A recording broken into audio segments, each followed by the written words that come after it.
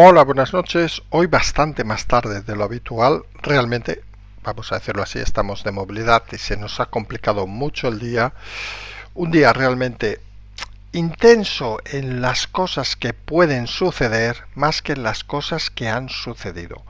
Hoy vamos a hablar de una cosa. Dijimos en su momento que no íbamos a hablar del Mundial, pero vamos a hablar del Mundial porque recordarán aquellos que nos oigan fielmente que hace unos días decíamos que una de las grandes preocupaciones que había en el Ministerio del Interior era si España se cruzaba con Marruecos en el Mundial. Luego de los incidentes de Bruselas se consideraba que podía ser un momento de riesgo por una situación que parecía en aquel momento que pues era complicada, vamos a decirlo claramente. Vamos a explicarlo en esos titulares porque al final, para quien no lo sepa, martes a las 4 hay partido Marruecos-España. Habrá que estar atentos a ese partido y a las consecuencias del mismo. Luego nos iremos a hablar de ese tema que parecía de menor importancia, también digámoslo así. Esa bomba que explotaba, ese sobre que explotaba, digamos, en la embajada de Ucrania, que ha sido el principio de otros sobres que han ido explotando en diversas embajadas, en diversos lugares, perdón, de la geografía de Madrid y de España, incluso en Zaragoza, que parece que preocupan y no preocupan, seamos sinceros. No parece una campaña organizada desde el exterior, sino parece más una campaña de alguien decidido, digamos, a hacer la nota, que preocupa en el sentido del descontrol que puede tener, pero que no preocupa en cuanto a los resultados.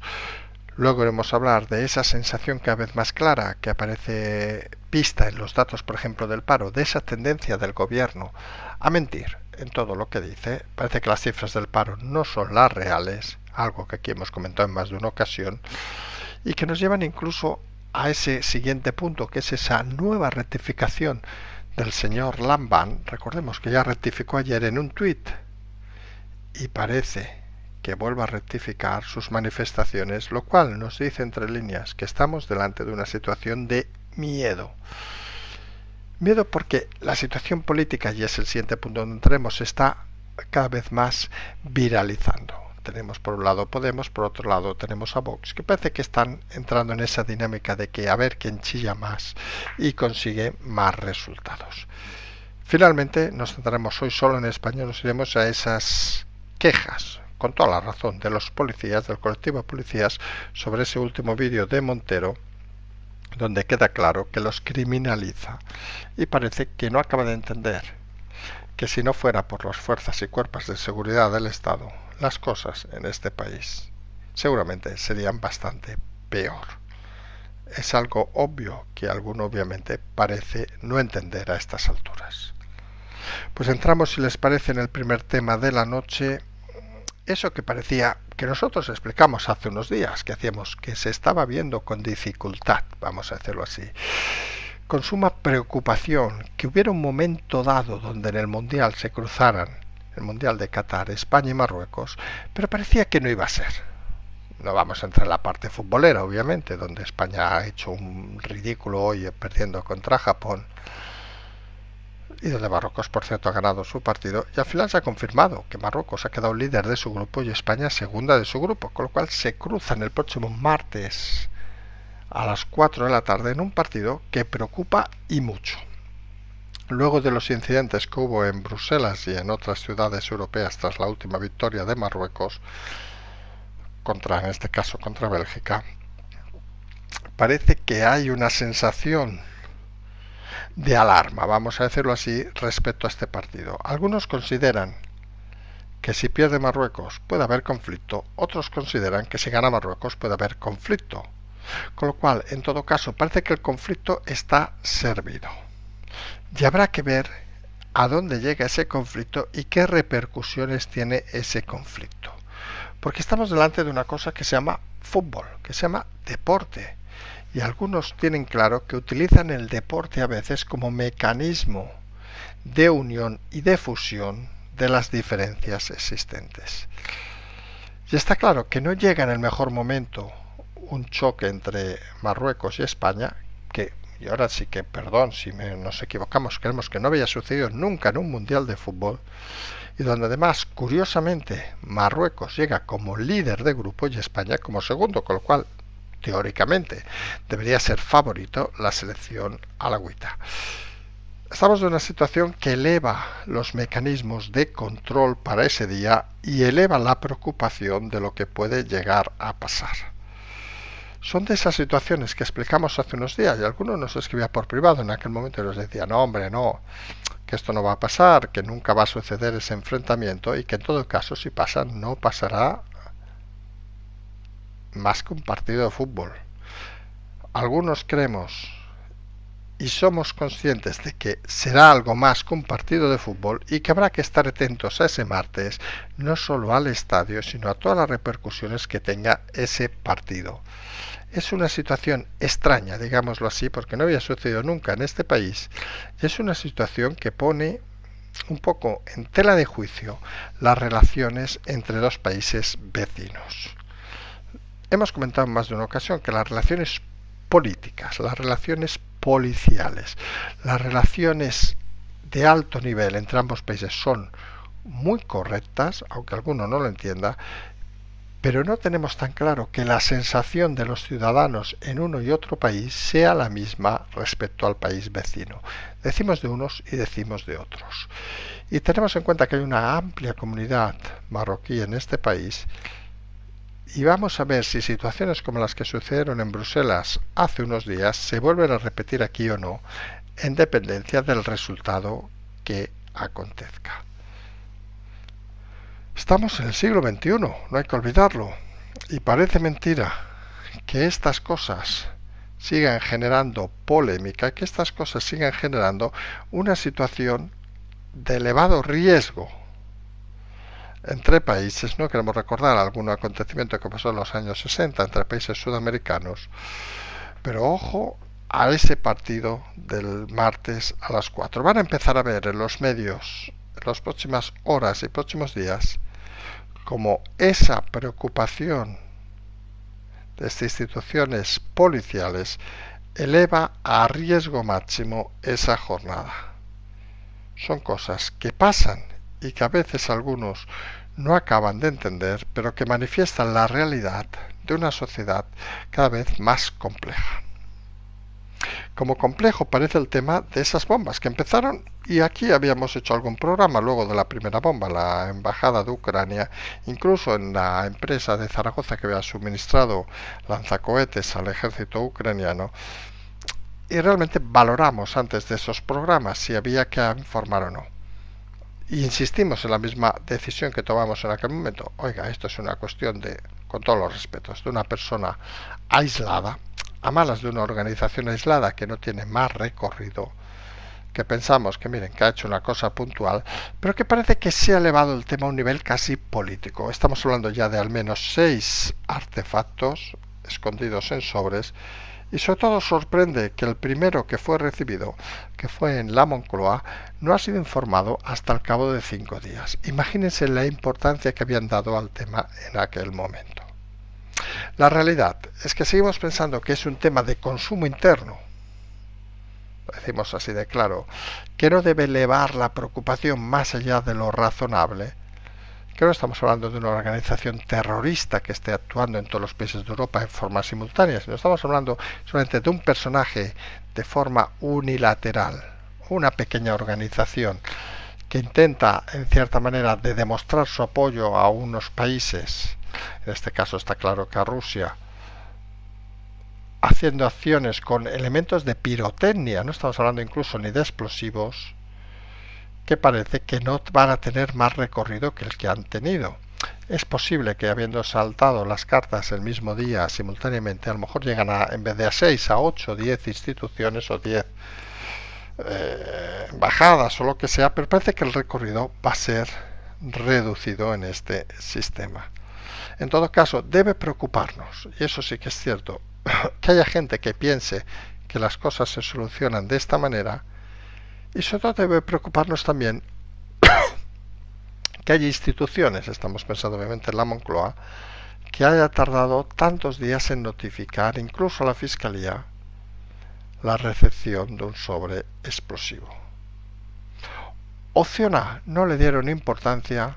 Opción B, aprovechan ahora la situación para intentar hacerse eso que le gusta tanto al presidente, que es como el martirio, eso que está muy acostumbrado este gobierno, intentando demostrar que ellos son los mejores y que como víctimas de una sociedad corrupta reciben incluso sobres explosivos. ¿Recuerdan aquellas famosas balas? ¿Recuerdan todas aquellas historias de las que nunca más se supo? Parece una táctica aprovechándose de la situación de una persona solamente desequilibrada que aprovecha el momento para intentar hacerse notar. Todo en un momento que la transparencia, y lo hemos dicho en muchas ocasiones en este canal, en el gobierno empieza a hacer aguas. Y ahora nos centramos en un dato muy concreto, que son los datos del paro, que siguen sorprendiendo porque uno los lee, sale a la calle y parece que no acaba de entender cómo es que los datos del paro salían de esta manera. Y dice, a lo mejor es que nosotros cuando paseamos por la calle no vemos las cosas con la realidad que deben verse. Y eso es algo que hace reflexionar a instituciones y hace reflexionar a ciertos organismos. Y la realidad parece a día de hoy que los datos del paro se están tergiversando y parece que no son del todo ciertos. Lo han denunciado diversos organismos y parece que la transparencia de este gobierno empieza a hacer aguas por muchos lados. Es una situación cuanto menos curiosa y es una situación que nos deja a la luz, digamos, la realidad de que las cosas no son tan claras como el gobierno pretende mostrar. Nosotros hemos explicado en muchas ocasiones que las estadísticas internacionales, los números internacionales, dejan claramente en entredicho que este gobierno esté funcionando de una forma eficiente. Parece a estas alturas bastante claro que cuando uno lidera el paro en Europa, cuando uno lidera los peores datos de recuperación en Europa, pues la situación no parece del todo clara.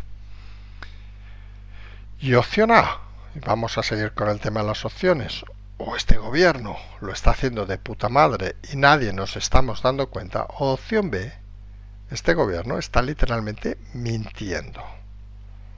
Y hace de la mentira una forma de gobierno cada vez cuanto menos más sorprendente, vamos a decirlo así de claro. Porque al final parece que uno está a favor o en contra. Están esa opción de segmentando la población, haciéndoles obligar a que o me crees o no me crees, pero no dejando punto ni versión a la parte intermedia. Y eso en comunicación lo podemos denominar simple y llanamente mentir. Y ese parece que es el objetivo del gobierno. Le da igual mentiras, puertas. Lo hemos visto estos días con el tema de Marlaska, negando categóricamente que hubiera habido muertos en España cuando los vídeos eran clarísimamente que había muertos en España. Es que era tal la evidencia que no acaba uno de entender por qué se mienten temas tan claros. También lo teníamos, como hemos explicado en el tema de Montero, hombre, que es obvio, o al menos a algunos nos parece muy obvio, que nunca hubiera sido ministra si no se hubiera acostado con el señor Iglesias. ¿Por qué mentir en algo tan evidente? Porque a veces cuando dicen, no, las mujeres, no sé qué, en este caso, uno piensa, pero qué más asqueroso que alguien utilice la cama para para crecer políticamente.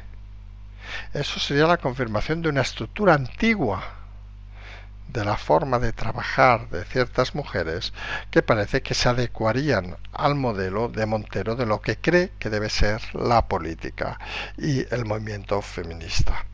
En todo caso, todas estas mentiras nos llevan a una situación paradójica, que es que cuando uno dice la verdad delante de todas estas mentiras y quiere mantenerse en el cargo, pues tiene solo un camino, que es rectificar. Estamos hablando obviamente del presidente de Aragón, el señor Lambán, que recordemos que ayer hizo esas manifestaciones donde decía que no creía que era la mejor persona para gobernar el señor Sánchez, rectificó al cabo de pocos minutos en un tuit y según parece lo dijimos anoche, todos los medios se habían hecho cargo del titular inicial, habían prácticamente ignorado el tema del tuit y han obligado desde la Moncloa a rectificar, no solo en un tuit ya, sino en unas declaraciones al propio Lambán diciendo que se equivocó. Hombre, no sé cómo lo ven ustedes, pero está claro que cuando uno rectifica 2 veces un tema, es que alguien le ha llamado la atención y alguien le ha dicho que por ese camino no se va a ningún lado. Y Lambán, seamos sinceros, que no tiene donde caerse muerto y quiere permanecer en la presidencia del gobierno de Aragón, pues intenta utilizar esa negativa para intentar satisfacer a sus líderes, aunque sea considerado un cobarde por sus votantes. Y es esa idiosincrasia, podríamos decir, casi que está tejiéndose en el Partido Socialista, donde no se puede mover una coma de nada, porque si te mueves no estás en las listas y quedas desamparado por el gobierno de Sánchez. El gobierno de Sánchez está haciendo esa forma, vamos a llamarle de alguna manera, envolvente de la política, donde todo aquel que quiera estar en el poder tiene que rendir pleitesía al presidente, porque si no, está fuera o va a estar fuera en breve. Concepto democrático. Hombre, algunos creemos que precisamente no es la manera de definir eso como democracia. La realidad es que el socialismo empieza a estar perdiendo escalones dentro del partido con tal de consagrarse a un líder único. Un líder único de nombre Pedro Pérez Sánchez Castejón.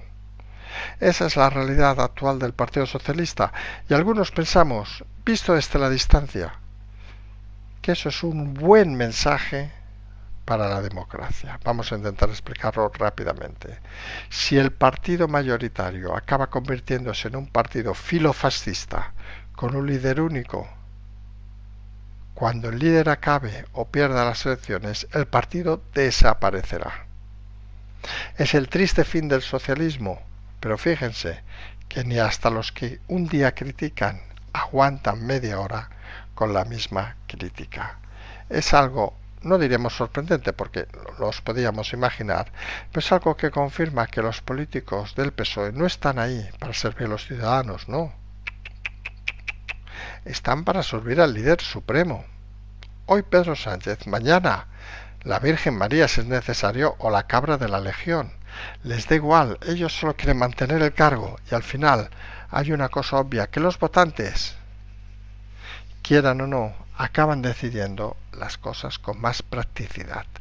Y está claro que aunque sea Aragón, cualquier votante meridianamente inteligente se da cuenta de que su presidente no es presidente de los aragoneses, no, es un fiel esclavo y esbirro del señor Sánchez. Y eso al final a la gente le cansa, le marea y le da cierta rigidez a la hora de votar y de perpetuarse con líderes que solo piensan en sí mismo y no en los ciudadanos. Todo eso dentro de un escenario que decíamos que era muy volátil, que está potenciando los extremos. Tenemos, como hemos dicho últimamente, Podemos desde el área de Irene Montero en esa lucha diaria con Yolanda Díaz intentando elevar la tensión, porque considera que elevando la tensión un partido más que parece a veces, más centrado, porque Montero estaríamos en el 0-1, Yolanda Díaz estaríamos en el 2-3. Intenta llevarlo al extremo porque considera que en el extremo, polarizando la sociedad, tienen más opciones que centralizando el partido. Esa es la opinión, obviamente decimos Irene Montero, pero realmente estamos diciendo Pablo Iglesias, que es quien maneja toda esta situación y quien se apoya obviamente en esa polarización también obviamente con el otro extremo, que es Vox. Es decir, ambos intentan polarizar la situación para dejar entre medio al equipo de Feijóo un poco atado, digamos, a tener que definirse, al equipo de Ayuso, que ya saben que son dos equipos diferentes, definiéndose de una forma clara y que parece que inteligente, pero el equipo de Feijóo queda como entre medio fuego. Y aquí también hay que poner al equipo del Partido Socialista, del partido, no del gobierno.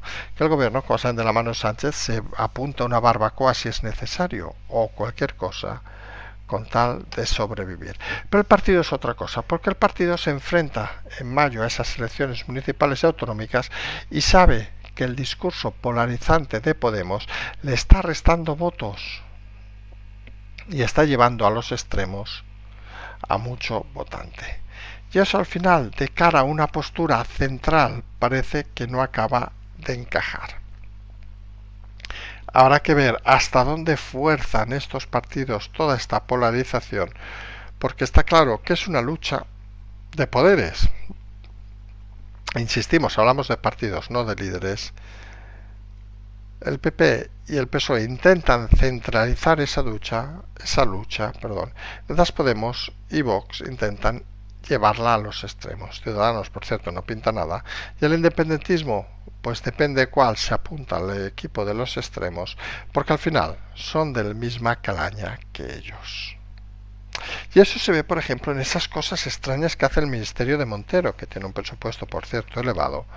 No solo aquel tema del vino, que es curioso. Recuerden aquella fotografía, un cuadro de un pintor reconocido.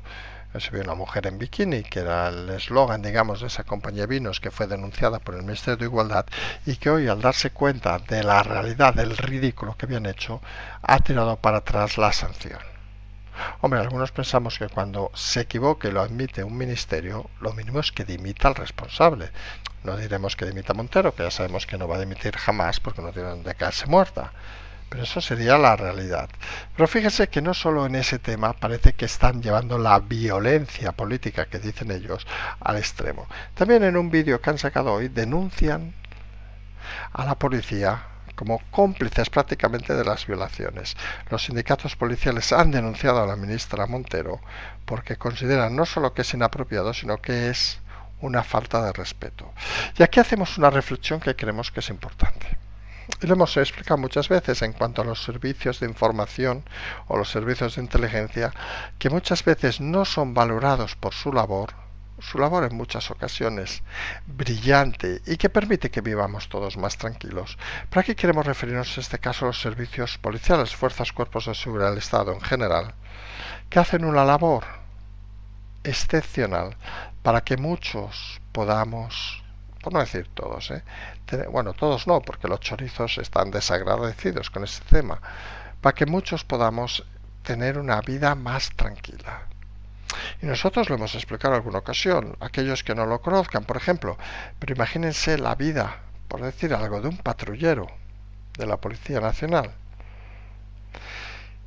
que no sabe dónde va cuando le hacen un aviso, que puede ir a un asesinato, puede encontrarse un muerto, puede encontrarse una violencia de género, puede encontrarse cualquier cosa, pero va porque hace un servicio al Estado, un servicio a la comunidad. Toda esa gente, para algunos, tienen el mérito máximo, porque aunque no lo parezca, están realizando una labor sin la cual seguramente sería más complicado transitar por las calles e incluso vivir en un entorno como el actual del siglo XXI.